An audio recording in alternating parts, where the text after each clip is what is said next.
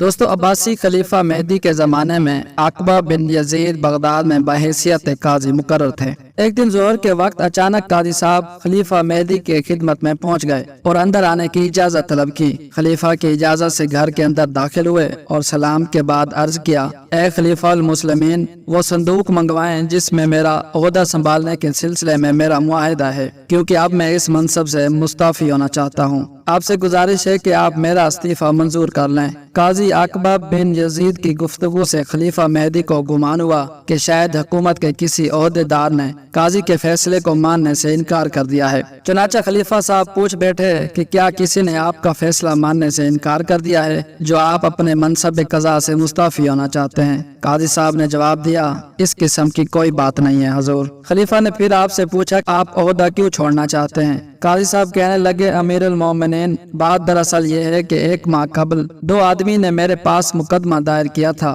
مقدمے کی نوعیت بڑی پیچیدہ تھی۔ دونوں فریقین کے پاس واضح ثبوت اور شہادتیں موجود تھیں۔ فیصلہ سنانے میں دیر لگ سکتی تھی، کیونکہ دونوں فریقین کے دلائل پر غور و فکر اور نتیجے تک پہنچنے کے لیے خاصا وقت درکار تھا۔ چنانچہ میں نے مقدمہ سننے کے بعد اس امید میں فریقین کو واپس بھیج دیا کہ وہ باہم مصالحت کر لیں اور یوں ان کا مقدمہ حل ہو جائے گا۔ چنانچہ اس مدت میں دونوں فریقین میں سے ایک کو کسی طرح معلوم ہو گیا کہ مجھے پکی تازہ کھجوریں بہت پسند ہیں۔ چنانچہ اس نے بہت ہی عمدہ کھجوریں اکٹھی کی اور میرے دربان کو بھاری رشوت دے کر کھجوریں مجھ تک پہنچانے کو کہا۔ میں نے اتنی عمدہ کھجوریں کبھی نہیں دیکھی تھیں، لیکن جب دربان نے کھجور کا ٹوکرا میری خدمت میں حاضر کیا تو میں نے اسے ڈانٹ ڈپٹ کر کے ٹوکرا واپس کروا دیا۔ دوسرے دن جب دونوں فریقین عدالت میں حاضر ہوئے تو وہ دونوں میری نگاہ میں یکساں نظر نہیں آ رہے تھے۔ امیر المومنین، ہدیہ قبول نہ کرنے کے باوجود میری یہ حالت ہو گئی کہ عدم مساوات کا تیر میری نگاہ میں چبھ گیا۔ پھر اگر میں نے یہ ہدیہ قبول کر لیا ہوتا تو کیا ہوتا؟ لا محالہ مجھے ناحق فیصلہ کرنا پڑتا۔